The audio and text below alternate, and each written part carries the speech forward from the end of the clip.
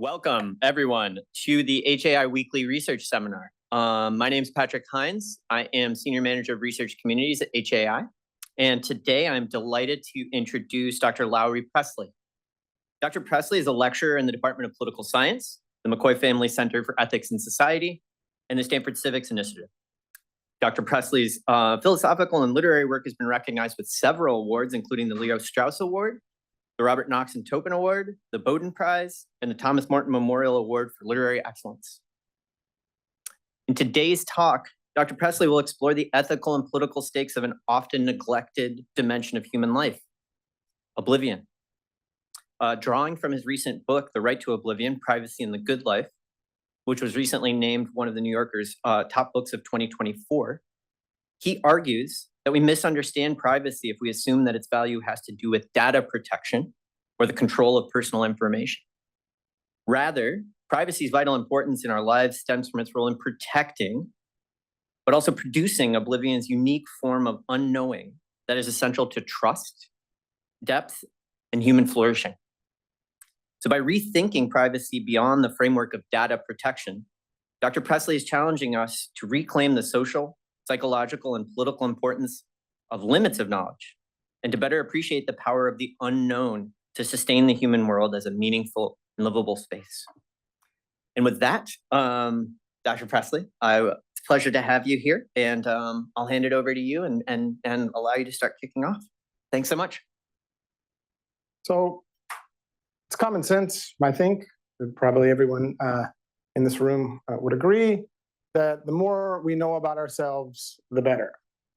The same goes, it would seem, for our friends, our lovers, our families, the world at large.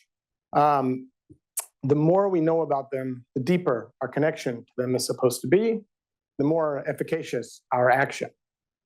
By the same token, relationships are often said to fail because one party never really knew the other or didn't allow him or herself to be fully known.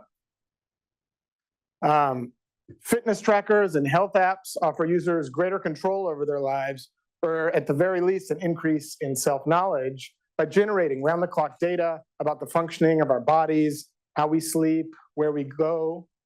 Similarly, emerging AI products, a whole range of them, promise to analyze enormous quantities of information in order to deliver database insight into what it is that we really want, and therefore what we're really like. The assumption that the more we know, the better is so profoundly embedded in our culture that it's hard even to notice it. Harder still to recognize that in the midst of this enormous increase in our capacities and powers to generate information about ourselves and others, we've begun to lose sight of the fundamental importance of preserving limits, preserving and cultivating, I should say, limits to what it's possible to know. So I suspect this probably maybe sounds a little untimely, maybe even a little cranky, delivering this at HAI or even at Stanford. But even more broadly, one of our best known ethical maxims is also one of the most ancient. Know yourself.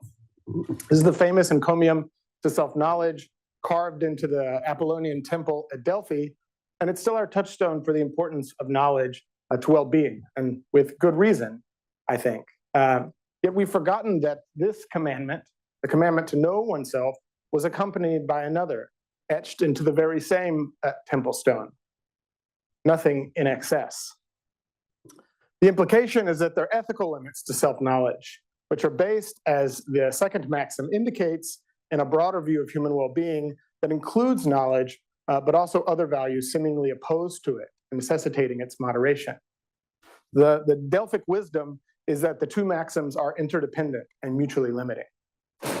So this is, in very broad strokes, an argument I make in a book I published back in October, and it's a point that I'm going to pursue in my talk today, that human well-being or flourishing requires limits to information and knowledge, and not just any sort of limits, not just limits to who knows what, but limits to what it is possible to know. And then we ought to cultivate and protect the unknowable in ourselves, our relationships, and our social surround if we wish to maintain the human world as a human place worth inhabiting. But of course, there are many ways not to know something. Things can be secret hidden, private, lost, anonymous, unnoticed, encrypted, mysterious. Even I asked an AI image generator to make me a map of X marks the spot, a treasure map with X marks the spot and an arrow leading to it. You can see where the arrow is leading, which I find funny. So there's also a kind of, I don't know, slop obfuscation. But also our relationship to what we don't know also takes many forms. We can be confused, suspicious, baffled, oblivious, insensate, deceived, forgetful. Note that these various modes of unknowing can all be applied to the same piece of information, the same object. So say the location of my car keys or what I had for breakfast today. Yet our relationship to what we don't know, that unknown object, and our normative judgments about the value of its concealment change depending on whether we treat it as secret or private or mysterious, whether we're baffled, forgetful, deceived, suspicious. So today I'm going to talk mostly about the form of unknowing associated with privacy, as you know. So what about it? What about privacy? What does it protect? What texture or structure does it give to our lives, and why should we care about it? My answer will be that privacy protects and produces a particular sort of beyondness in society, which I refer to as oblivion. So I'm going to have more to say about the meaning and significance of that term a bit later. So for now, let me simply say that I use the language of oblivion to refer to a form of unknowing whose primary quality is a fundamental resistance to being translated into information or data. Privacy is one of the principal ways that we cultivate oblivion and weave it into our everyday reality. And although it isn't the only way that we produce oblivion, it is the most common and reliable, which is why privacy has long been such a potent watchword for expressing misgivings about the reach of knowledge and information in human affairs, even in public, where rights and norms of privacy wouldn't seem naturally to apply. So let me begin to draw out this idea by contrasting privacy with another form of unknowing, secrecy. And this is a distinction that I'll return to several times over the course of my remarks. But secrecy is for what in the digital age we've come to think that privacy is for, namely the obscuring and controlling of information. Think about the difference in what we talk about when we talk about a friend's secret life on one hand and his private life on the other. Secret family and the private family. The secret life refers to something particular, an affair, a second family, an embarrassing hobby, something hidden from some, but not from others. Whereas the referent of the private life is more capacious and general. In both cases, there's an unknown continent of our friend's life, but with the secret we know, or at least suspect, that there's something particular there. With the private life, we can't really say. And note that this inability to really say doesn't diminish our confidence that our friend has a private life, as it should diminish our confidence that he has a secret one. The secret life presupposes, but also requires, that there is something there to be known. If it turns out that our friend isn't, in fact, sneaking around or playing clandestine D&D or turning into Mr. Hyde at night, then we'd say that we were wrong, that he doesn't actually have a secret life. The secret life evaporates, either by our discovering the hidden truth about it, or by there being nothing hidden there to discover in the first place. But we can't say the same thing about our friend's private life.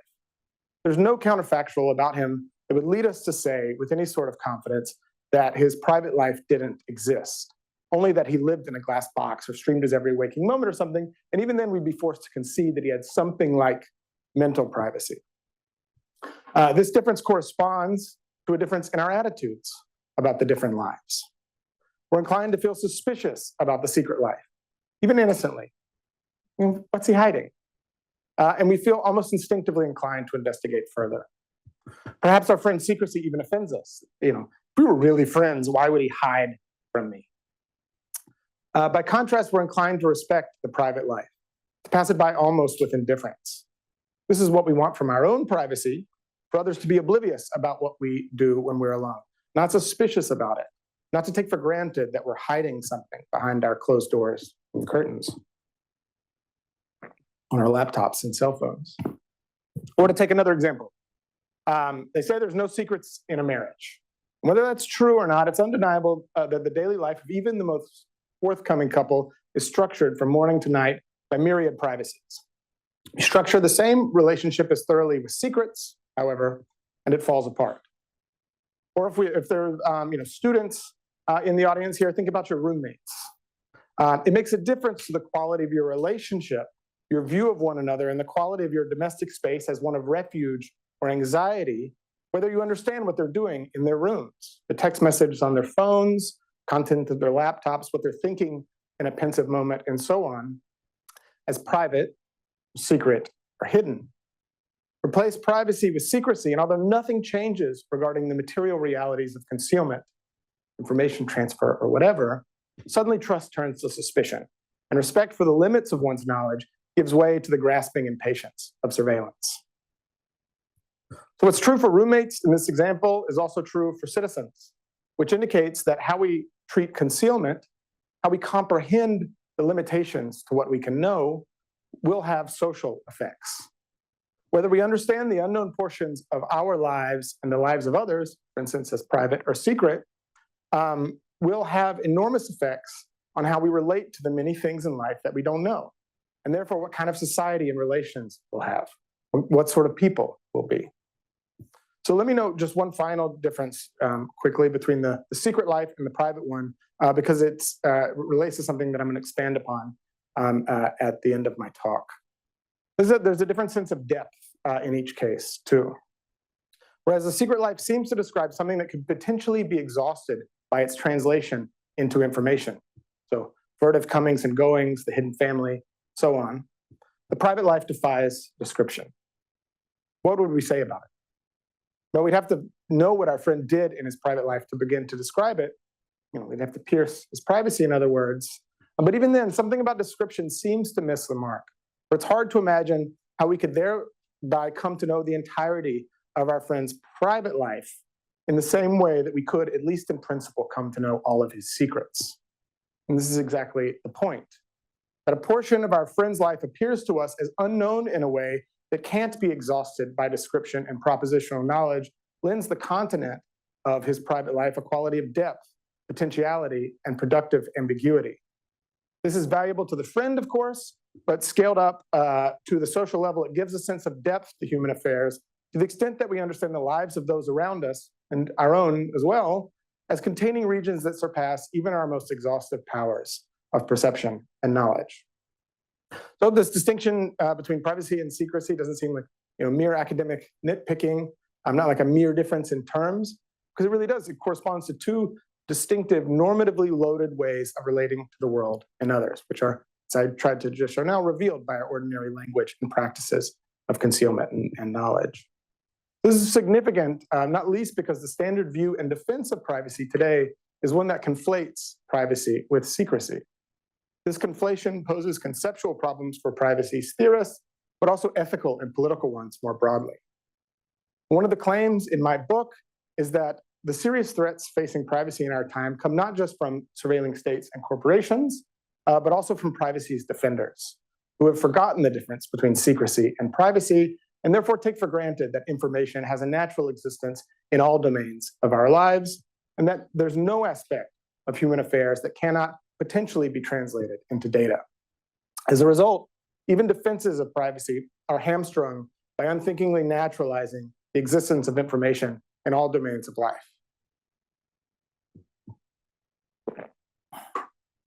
I begin the book with the provocative claim that we live in an era blinded by information. To be sure, it's possible to have so much information that we lose sight of what's important or true. There's a problem also often noted in terms of the information age, so those of signal and noise. But I have something more fundamental in mind when I say that. I think what's especially impaired by information in our time is our faculty of critical and moral vision, the faculty by which we see problems. It makes problems appear in the moral and political landscape. In the digital age, we've come to view a great deal of human life, both what we know of it and what we don't, in terms of information. So conversations and exchange of it, our intimates or those people with whom we share the information that we don't share with everyone else. Again, you'll be hearing secrecy or confidentiality here. People are described as data subjects in privacy law and advocacy. You are your data, is how the sociologist Deborah Lipton puts it in her study of the quantified self movement, whose adherents seek to get better in touch with their lives by generating as much information about themselves as possible. The standard view of privacy in our time is a product of this ideological shift that encourages us to understand so much of human affairs in terms of information. Today's debates over privacy tend to take for granted that its value derives from how it empowers us to act in some way with regard to our personal information, either to prevent unwanted access to it, to permit us to share it with only those we want, or to ensure that it doesn't appear in inappropriate context. Privacy concerns, quote, information flows, as one influential line of scholarship puts it, from the privileged private realm to various recipients, intended or not. And this is thinking privacy through the lens of so-called privacy settings on social media, or those interminable disclosures we have to accept before using a new device. And I just think that we ought to take care, or at the very least be mindful when comprehending and even defending privacy in terms set by an industry that many today see as its greatest opponent or threat. So in the book, I give a number of reasons for thinking this is a conceptual error, a sociological misunderstanding, and an ethical and political danger. So for now, let me call attention to just one aspect of that critique, which I hope will be of interest to this audience and help or further motivate the idea of the different sorts of unknowing and oblivion. This is that the standard view of privacy in our time begs the question that privacy, even as a descriptive matter, is concerned with the protection of information. So it's clear that what results from a privacy violation is that someone comes away with some information that he didn't have before. But it's a mistake to assume that because information results from a privacy violation, that information is therefore what privacy protected before the violation occurred. It's a logical mistake, but it's also, it's a very common idea. It's almost a cliche that I'm trying to hopefully to think critically about. It still needs to be demonstrated that what privacy protected before its violation was the information thereby gained. Again, this is what secrecy, confidentiality does. To understand what we get from privacy, as opposed to what we get from its violation, we ought to consider an example of someone who actually has privacy from us, rather than someone whose privacy has already been compromised. So something like the window on the left, rather than the window on the right, assuming you'd never seen the window on the right. Such an example can't take the form of a couple in a hotel room, or a person in a shower, or a picture in a safe, or really any of the examples given in the literature on privacy, for such a person never really has privacy to begin with. And one of the things that I find rather shocking about the scholarly and popular advocacy discourse on privacy is it's just how hard-pressed one is to find an example of privacy rather than an example of its violation. So here are a few landmark examples of what privacy is supposed to give, from the very beginning to the contemporary.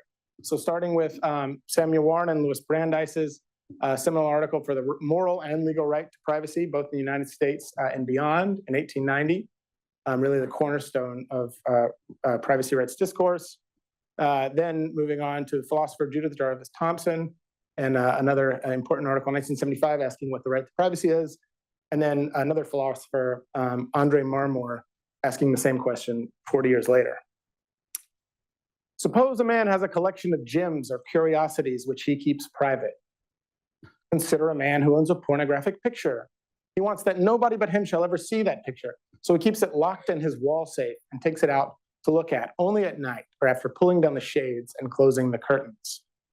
Suppose you have an intimate photo of yourself saved on your laptop. You keep it for yourself, and you really do not want anyone to see it. So these are supposed to be examples of privacy, which one may or may not have a moral right to. Yet for these actually to be examples of what privacy gives, as opposed to what its violation does, we would have to make some rather radical changes.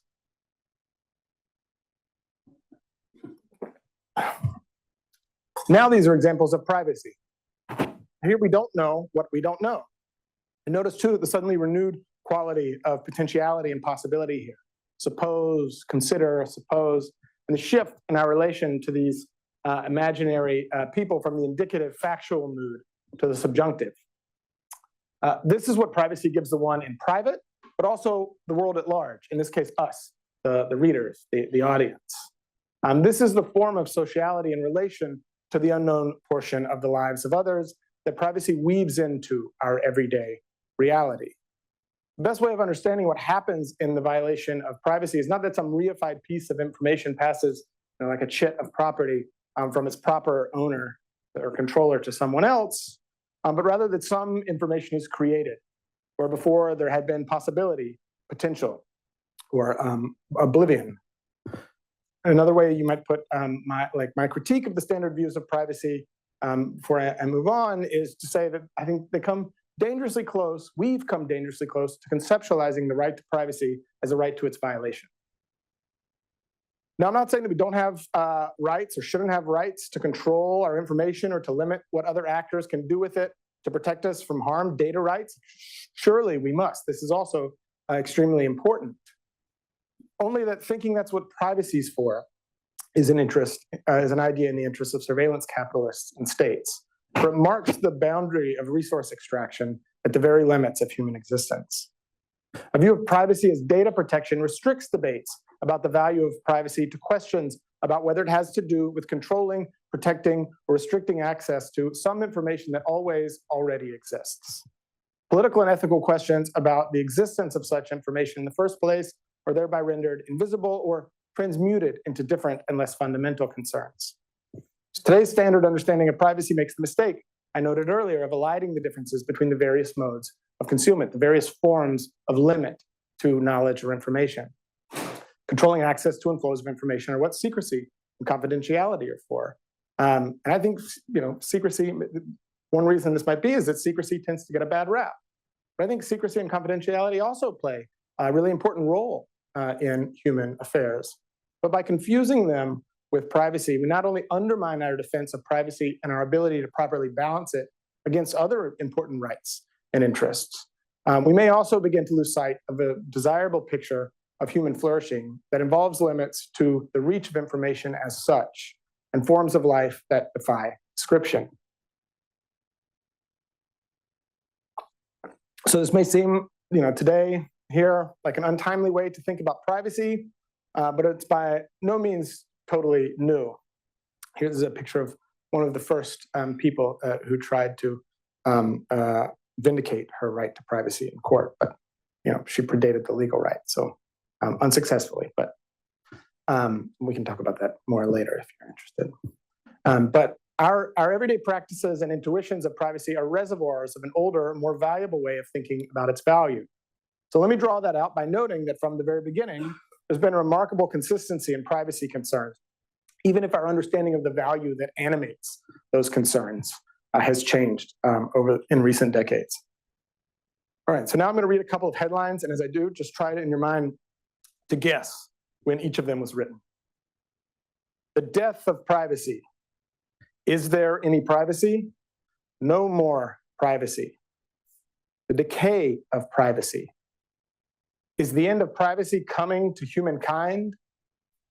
Although, certainly to me, these headlines seem ripped from today's front pages and technology sections, actually they come from the end of the 19th century and not the beginning of the 21st. A steady stream of virtually identical headlines has appeared from roughly around the middle of the 19th century up to today, proclaiming the death of privacy in response to peeping toms, surreptitious photographs, both in public and private, newspapers, the X-ray, the radio, driver's licenses and passports, fingerprint registries, personality tests, the US Social Security Administration, the census, credit agencies, computer data banks, which were called at the time record prisons, marriage and death certificates, elementary school records, hotel registers, and much, much more. Today we have the political economy of big data, facial recognition, brain scanning technologies. Our list goes on as well. This marvelous diversity of complaint has appeared to theorists of privacy as evidence that we're confused about it, that ordinary folks don't actually know what they're so upset about, not least because many of those moral panics about privacy have concerned activities undertaken in realms traditionally considered public or information freely disclosed. It's a cliche of the writing on privacy that it's, quote, a concept in disarray, and perhaps therefore ultimately meaningless. Yet given the enormous role that privacy plays in structuring so much of our everyday lives in so many ways that we hardly even notice it, that we take for granted. It strikes me as rather implausible that ordinary folks, you and me, as opposed to the class of people who are paid to write about privacy, I guess I'm included in that one too, but you know what I mean, are actually confused or have no idea what privacy is for, even if we may have a hard time putting it into words. And as we've seen, and I'll give some more reasons for thinking this in a moment, we might also consider that privacy's resistance to definitive articulation might reflect less some deficiency in the intelligence of ordinary people than a feature of the thing itself. This long-standing multitude of complaint that I gave you, a selection from, only appears disordered if we assume that privacy concerns the control or protection of information that already exists, if it concerns secrets, in other words. What unites this long list of disparate complaint and vindicates the wisdom of common sense isn't that they're all examples of privacy, but they're all examples of, or expressions, rather, of privacy's underlying value, of what we care about when we care about privacy. That is, they concern the thing that privacy protects, but is also protected and produced by other means, like norms against taking photographs in public, or the right to be forgotten, some certain ideologies of the human person.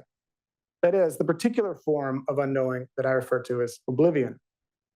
The harm complained of in each of these cases, and many more, is the creation of information about human life before there had been none.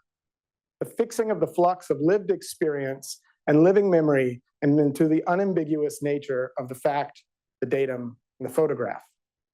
Privacy doesn't protect information, in other words, but protects against it.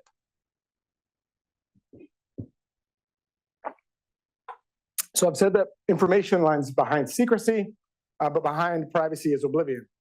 So now I should say a little bit more about what I mean by that. And I should also note that part of the reason of using this term is to sort of defamiliarize us to our ordinary ways of thinking about privacy, this thing that animates so much of our daily lives and is such a large part of our public moral discourse in the digital age. In my book, I use the language of oblivion to describe a particular form of the unknown that, unlike what is secret or hidden, doesn't conceal some information, but describes a state of affairs about which there is no information or knowledge one way or the other, only ambiguity and potential.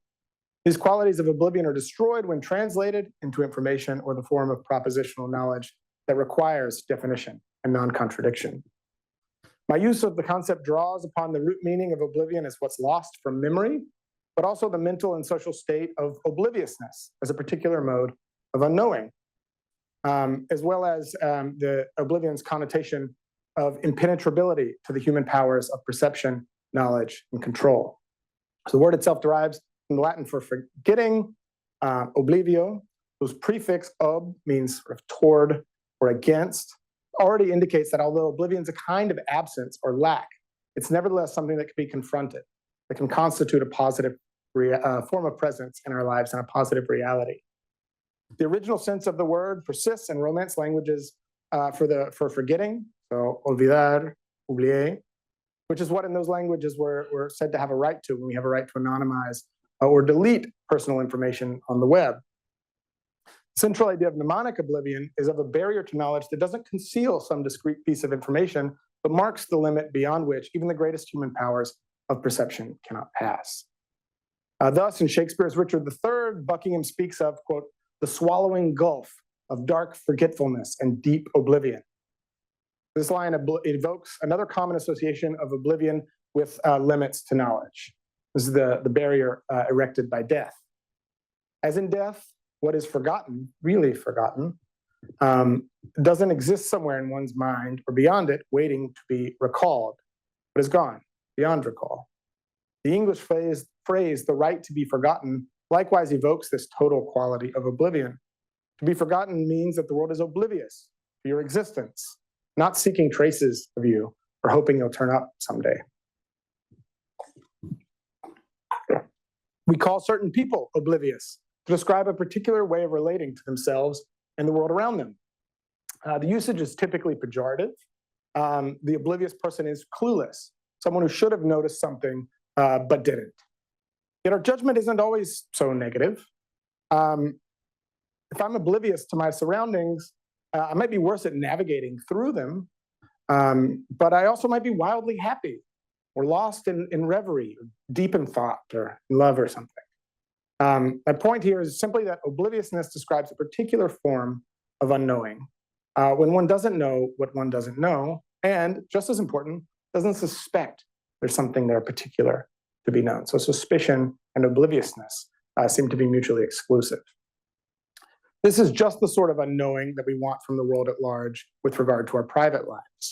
We don't want people staring at our closed drapes or listening under our eaves or trying to get a look at our keystrokes on our laptop, but to mind their own business without concerning themselves about what we might or might not be doing.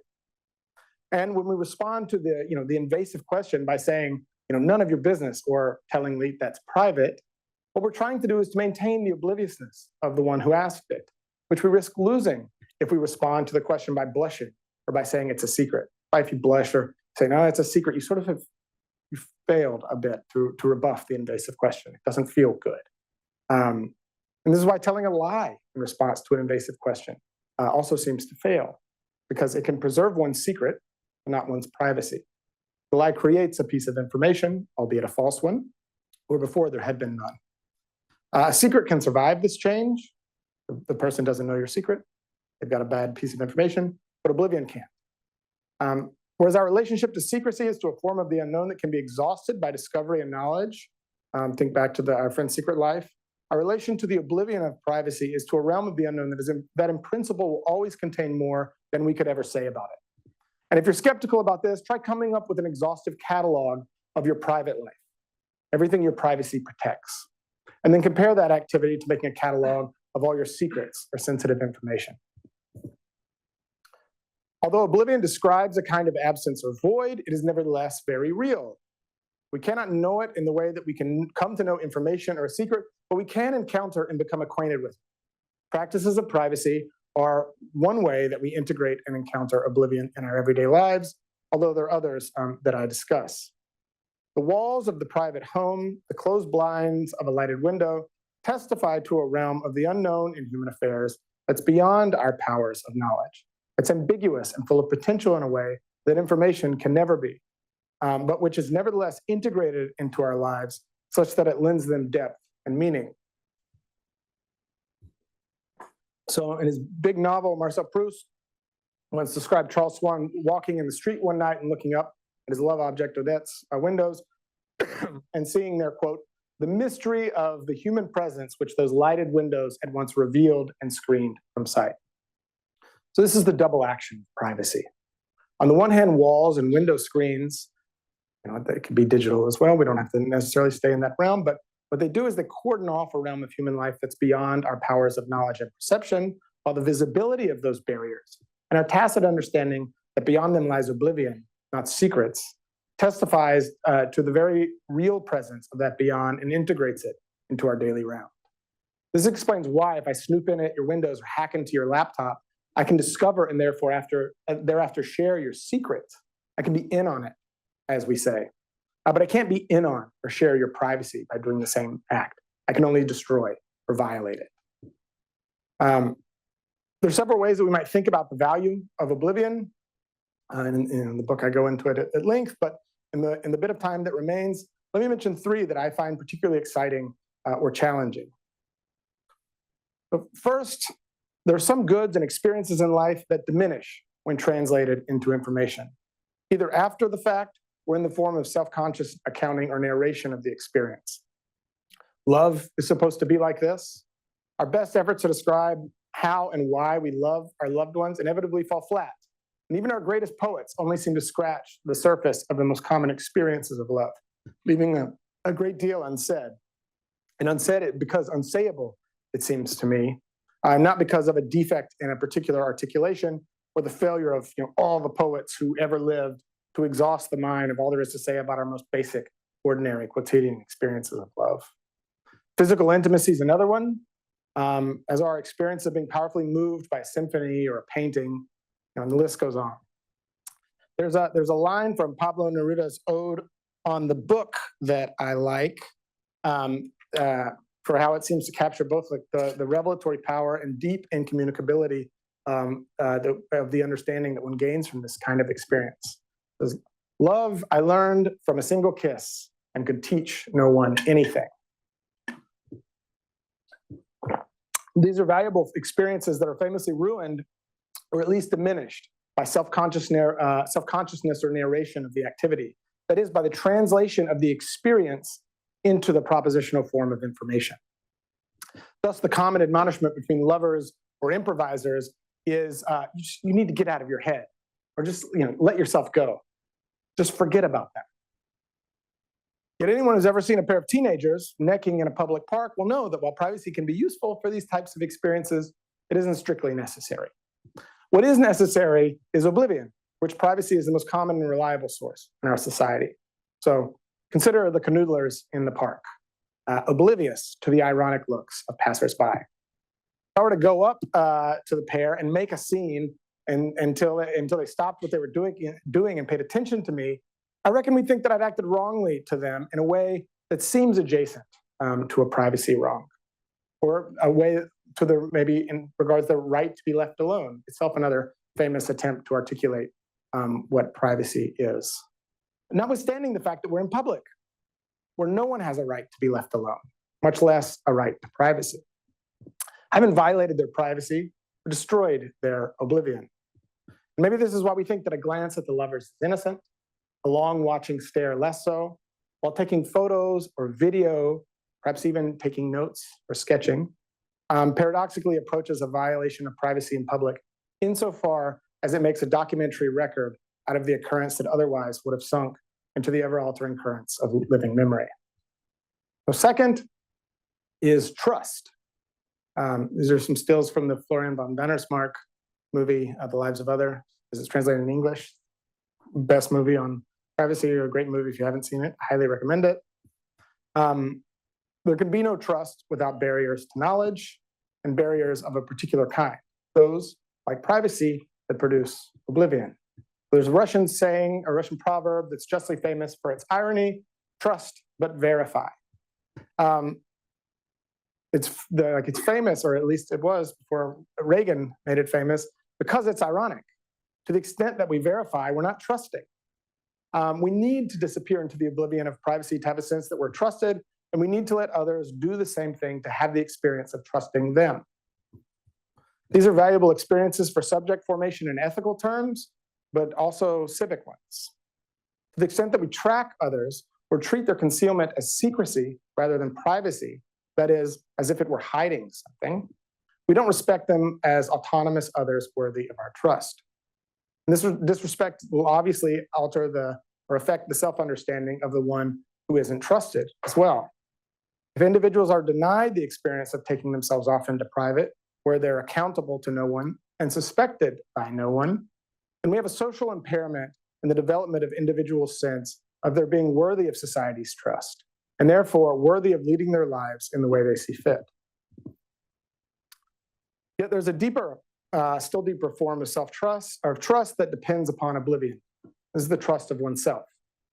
By this, I don't mean the kind of self-trust that comes from having successfully performed an act many times in the past, according to which I might believe that although I have writer's block and no ideas right now, in the end I'll write something worth reading because I've done it many times before. I've felt this way, I've overcome it many times. Rather, the understanding that the limits to introspection are the limits of oblivion rather than some other form of unknowing is essential for the sense that even when faced with a novel challenge, I have unknown and unpredictable reservoirs of potential to call upon. This is another way of saying that my life is worth the effort it takes to keep living it, no matter how often I failed at the endeavors that are important. Such a view of the human person and what exists beyond the limits to introspection or our knowledge of another person, even in intimacy, is yet another way that oblivion is produced in our world. For instance, think of a time when you had a difficult problem and despite your best efforts, you couldn't come up with a solution. And then sometime later, maybe while you're engaged in a different task, maybe in the middle of the night, maybe while you're still wrestling with the conundrum, the solution comes to you, as we say, out of nowhere, out of the blue. When we say that an idea comes to us out of nowhere, we don't mean that we knew it once, but we couldn't recall it at will. This is also a quite common but quite different experience. Rather, the experience is like an artist's inspiration, like a bolt from beyond. It occurred to me.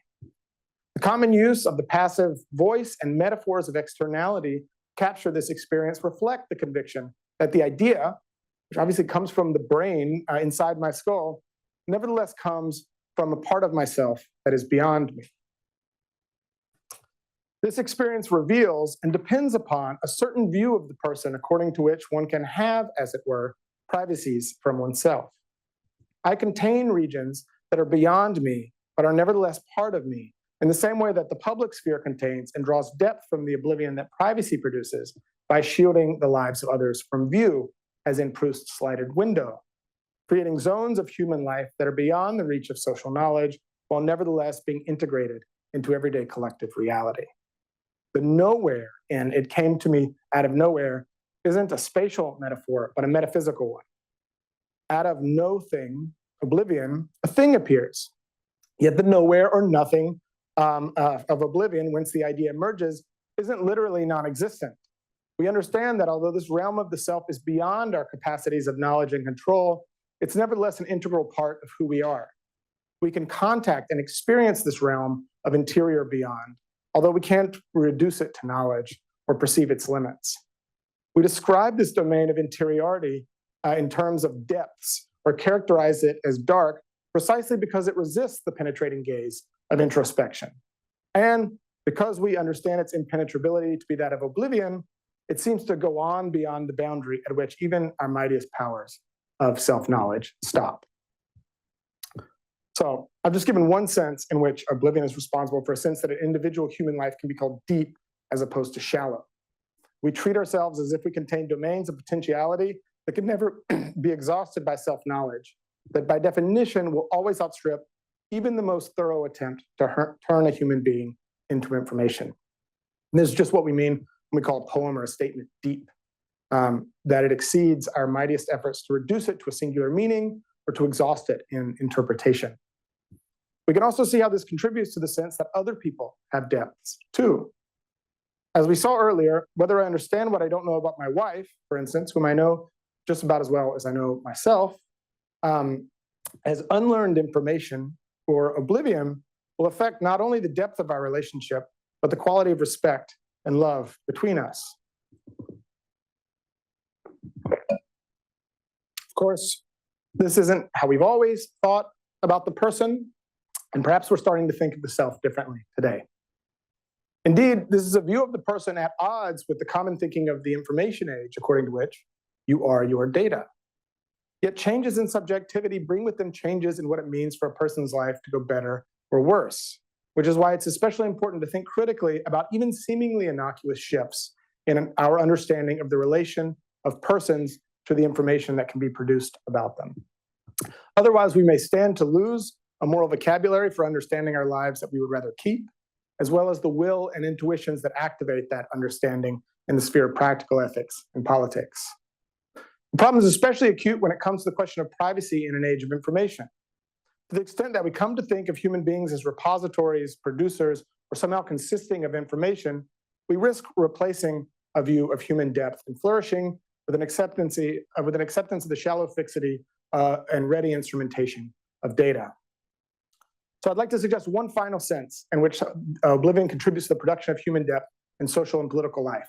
This is what we could say one of the public goods of oblivion and privacy. So on the one hand, our practices of privacy, forgetting, and the rest promulgate the sense that in the shared world of human affairs, there's always more than meets the eye. And this more is the more of oblivion, not of secrecy. And therefore that human reality is to some extent inexhaustible, full of potential for surprise and rebirth, and fundamentally resistant to instrumentalization. On the other hand, the oblivion of privacy also lends a sense of meaningfulness and possibility to the public world of politics and identity formation. So if, as Hannah Arendt thought, we act in public and achieve our individuality as though we were actors on a stage, quote, living beings make their appearance like actors on a stage set for them, is how she put it, then life in public needs something that the theater needs as well.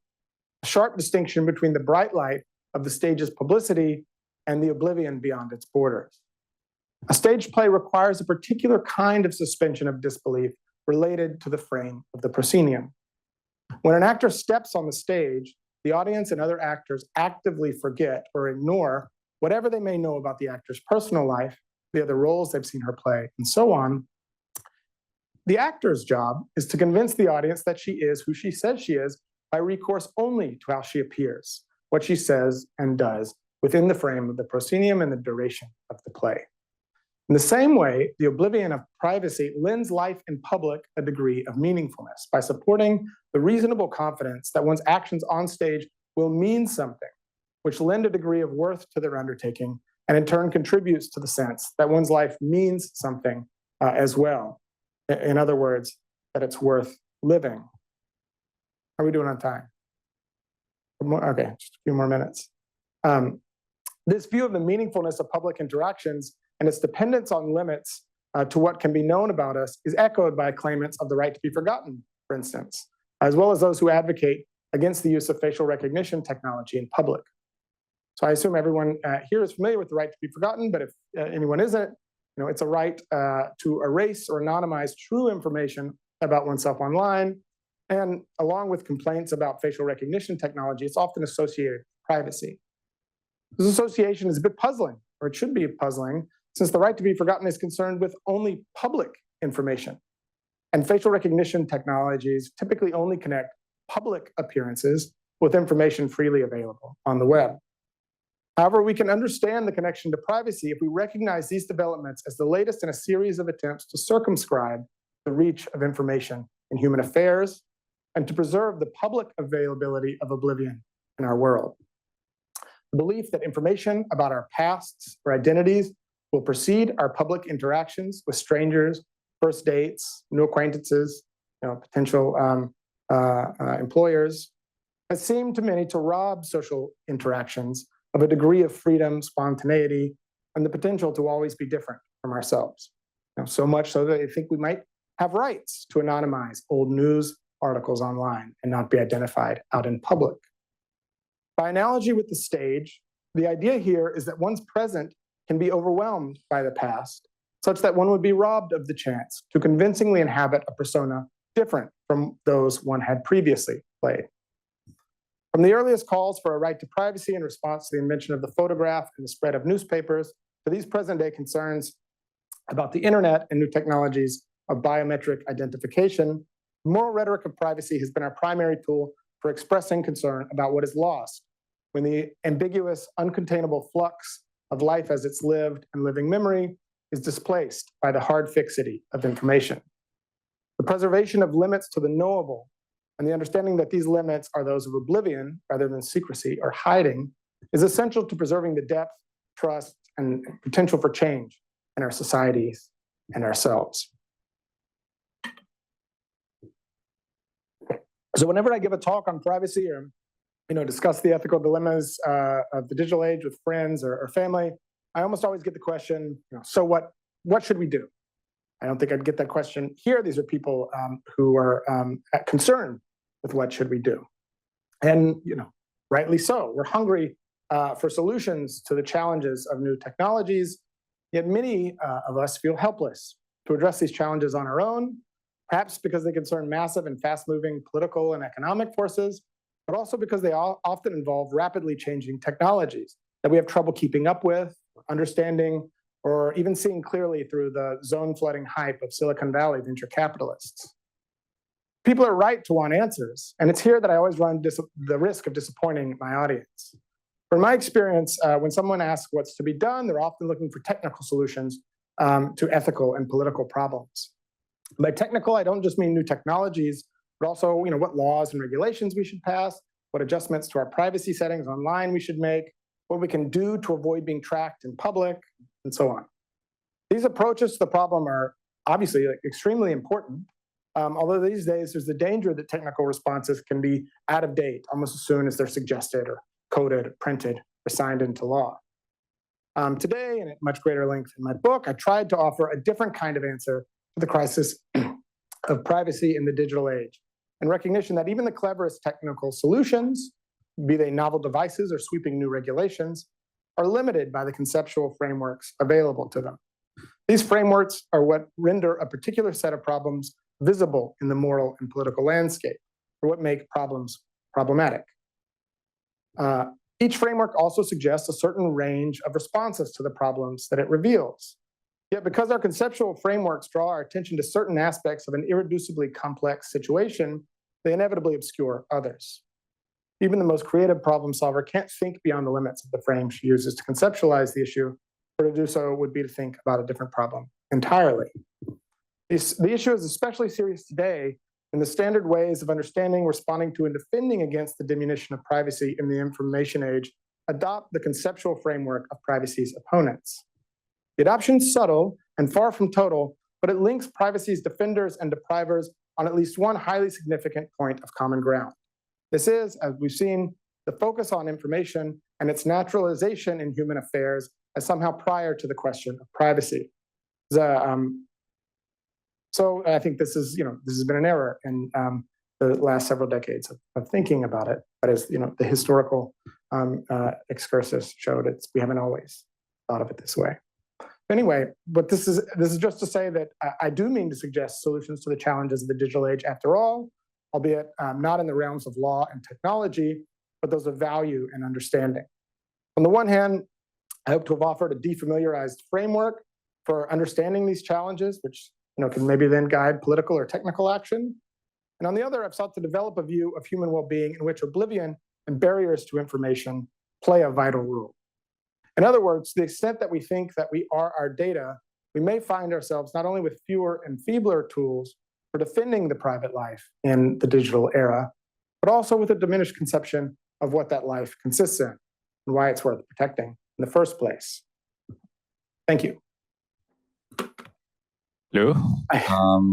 This was great. Thanks a lot. I'm curious about the individual nature of privacy, because you refer to it mostly as a matter of the self, right? But at the same time, you brought a couple of examples of collective situations in which privacy was an important feature, right? So the lovers, and then I'm wondering if you could have something like collective privacy, right? Because as soon as you start to include more than one person into the conversation, then the conversation gets very close to secrecy, right? So who exactly is going to be allowed to have access to this information or not? So yeah, how much of this is strictly individual? Is I guess my question. That's a great question. And I'm not, I won't have a definitive answer, but it's something I've been thinking about as well. And the invocation of secrecy gives us a good starting point, because it's easy to imagine a group having information that they wanted to protect, that they, for however we understood it, held in common, didn't want other people to know. Secret societies. If we easily call those secret societies, we should notice also not private societies. So even that is a great sort of foil to help us notice, there's something odd about the idea of collective privacy, this distinction, but turning on the presence of information or not. I think it makes sense to say, so I'll give you my my considered answer, but I'm not sure about it. I'd love to hear what others think. Is that, so if my spouse and I, maybe my children, I'm sure, but here we have a pair whose lives are very deeply intertwined. If someone, in our hotel room or in a waiting room or wherever we were, in a traditional place where we thought we had privacy, were to spy on us, whatever, to find our written information, perhaps, I think it would be natural for me to say that our privacy was violated. If a third person is in this space, a person we don't know, say if this is the motel room, like the maid comes in, is in the room at the time the privacy violation occurs, the hour doesn't seem naturally to extend to that person. Why? It's not that any sorts of special information was learned about my wife and I. We could imagine that we're all just sort of standing there and maid is doing something professional. So nothing special or new learned. We're all perceived in just the same way. Why does it not make sense to include her in the hour? And I think it's just because couples or families or friends certain types of relationships involve a sort of just a sharing of not only of value, but like an intertwining of life to such an extent that it becomes more difficult to separate the individual. So it makes more sense to speak of something that shared properties, a shared life, and so on, and maybe shared privacy in this case.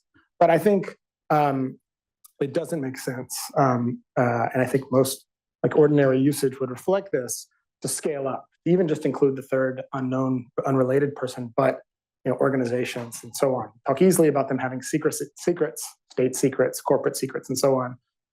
But it would be, I think, just an outrage to like ordinary usage to call that private information privacy, state privacy, and so on. It's a great question. Hi, Thanks for thank you. I guess my question has to do with how do we go about defining the scope of privacy? So insofar it seems that the right to privacy hinges on the possibility of carrying out fulfilling lives. Does this mean that the right to privacy would apply differently to each individual depending on how they understand their good life, or would this fall under a broader description of what the good life or a fulfilling life is? Yeah, that's another great question. And another way we could think about it is we could just notice that like norms of what is considered private or a violation of privacy differ from culture to culture, or densely populated urban environments versus places, like Palo Alto, where people don't talk to each other and there's a bunch of detached single family homes and stuff. There are different types of norms. If you live in New York City, these photographs, you can't see. Can we put the slides back up? That's possible. These photographs were taken by an artist named Arne Svensson they're called The Neighbors. They're taking of the neighbors across the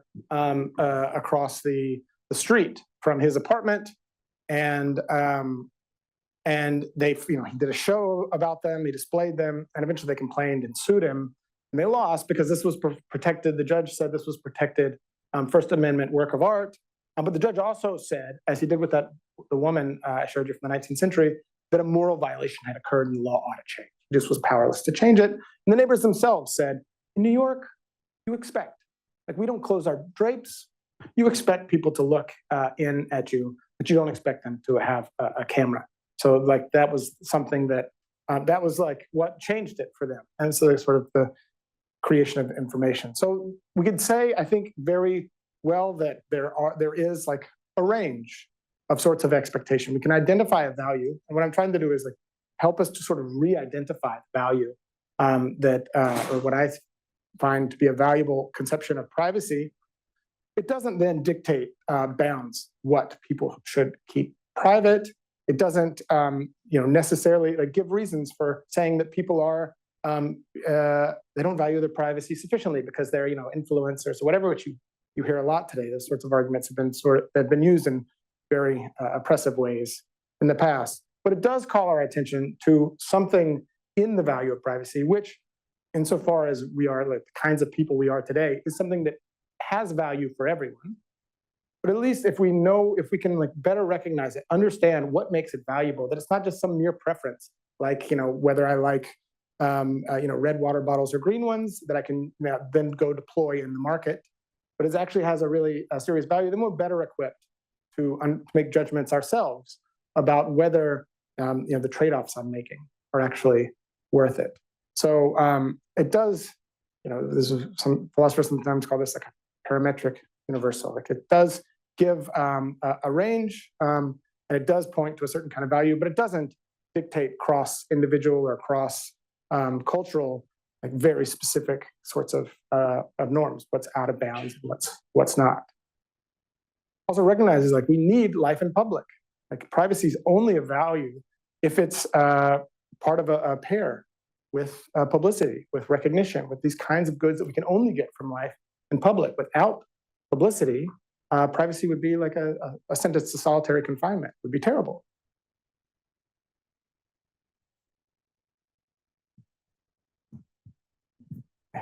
Thank you, Lowry. Very interesting as always. My question is about the relationship between prediction and privacy, right? Can think about it in the context of artificial intelligence, machine learning, but also I think there's like more human versions of it. You mentioned the role of lies at some point in your presentation.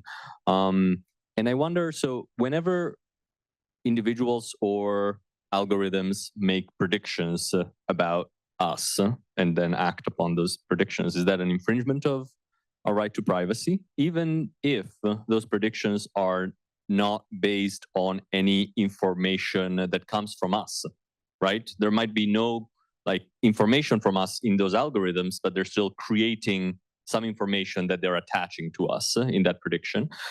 And even if the ground truth couldn't be further away from that prediction, right? Which kind of brings us back to the idea of lie or just uncertain or inaccurate prediction. Okay, so I thought there are now, scholarly and popular discussions about inferential privacy, worried about like the ability of algorithms and machine learning with all of this massive amount of data to make highly accurate statistical inferences about us. And I think that's a challenging case for privacy, but also sort of revealing the value of this approach. But your question took a swerve at the end. That even if it's just wildly inaccurate, don't we also have a complaint in the language of privacy? And so it's worth thinking. I'm not sure if this is how people think, but it would be revealing if we were also concerned, on the one hand, about like yes, we're concerned about the inferentially accurate one, that as if it's kind of like an X-ray camera that could see into our lives without actually physically seeing. And some of the earliest worries actually about privacy and with the development of photographs is this going to lead to all these, like, some of them were fantastic, some of them were just like X-ray cameras, these sort of technological ways of seeing through the traditional barriers of privacy and seeing into people. One was like a stethoscope a doctor was supposed to have invented at the end of the 19th century for seeing into your mind. So this on the one hand, it's been a concern since the very beginning, and the accurate one, we can put it there. If I want to take for granted that it sounds like you're also concerned about the inaccurate information being produced, then we have at least we have a way of understanding why we would associate that with privacy, not just because it begs the question. I was going to say not just because it resembles other privacy violations, but that we want to know how it resembles it. In what sense? Are we right to call this similar to privacy even? And the way in which it is similar, I think, even in the case of the mistaken information, is that what we're complaining about is the creation of a kind of information about our lives where before there had been ambiguity, uncertainty on the score. Whether we want to call that privacy, so part of my project here is to remind us and to offer a more valuable, a more powerful view of privacy's value, but also to show how it's related to these other values that we can call by their name. So we don't have to call the right to be forgotten this right, moral right or legal right about journalism, like public information. We don't have to paradoxically call it a right to privacy or the moral rights about not having photographs taken in public. I think it weakens our language of privacy, not just by having the wrong concept of it, but also by overextending it to everything. So whether we want to call that privacy or not, I'm not sure. But we can at least see the intuitions are motivated, even in the case of the one that doesn't map onto the ground truth in any way.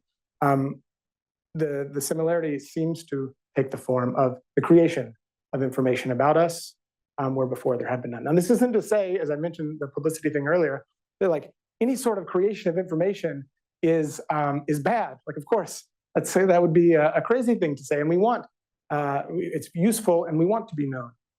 We need to be known, and in other cases, we would like to be known because it's worth it for whatever reason. So I don't want it to be taken to say that any production of information is a violation of this fundamental right. What I'm trying to do is just to say it's involving these are the sorts of fundamental values to human life that are at stake here. And there will be cases in which we decide that that it's either too serious, the imposition on those fundamental interests, or that it's not, there's not on the other side of the scale a really important interest in human well-being. Then at that point, we'll maybe call it a privacy violation, but maybe here we won't. Those are all really good questions. Sorry to give long-winded answers, but the answers aren't obviously. Well, you mentioned actually the concept of trade-off privacy. So maybe privacy, I think, a lot of times is a give and take with other values versus a violation of an absolute right. And so how does individual and as a society how do we make the right trade-offs, right? Because you mentioned, right? Yeah, I mean, that's a hard question. Can we put those slides back up? Just I could get a little. Oh wait, if the QR code is using, if that's for questions, then I guess you can put it back up. But I was wanting a little privacy. My big mug up there. Yeah, so I can't.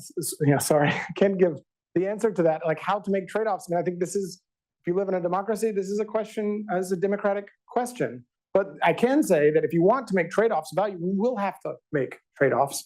In many cases, the best thing we can do is, or something essential to do, is just to know the value of the thing we're giving away. So on the one hand, you might think you're giving away something that's just like a mere preference. We treat privacy today, I think, often kind of just like a mere preference, not a fundamental interest or right in human life. So at that case, when you're figuring out the sorts of trade-offs you ought to have in a society, you might give away something that was actually quite valuable to human life when you thought you were just trading away something that was frivolous. Also, and this I do much more in the book, but it's worth calling attention to the kind of language about trade-offs that we hear with privacy. So one of the things that I think is unique about privacy, and in a bad way, is that I think no other widely recognized fundamental interest or right is so often listed in, or so often spoken of as being in kind of like a fundamental tension, as necessitating trade-offs. Of course, everything does, but it's, we always hear privacy and security. You have this trade-off here. You have to make a balance here, but we never talk about or we rarely talk about in these same terms like liberty and security, or we never talk about like what kind of security. Of course, the security is always meant like national state security against like exceptional and catastrophic acts or whatever, some violent thing. But we never talk about the insecurity of living in a surveillance society. That type of security also never gets put on the scale. So when we do make these balances, getting clear exactly about what we're balancing, the necessity of the balancing, what sort of assumptions or ideological blinkers we're bringing to the scales.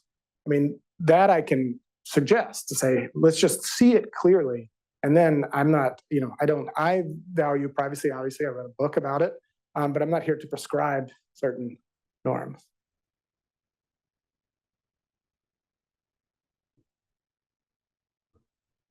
Okay.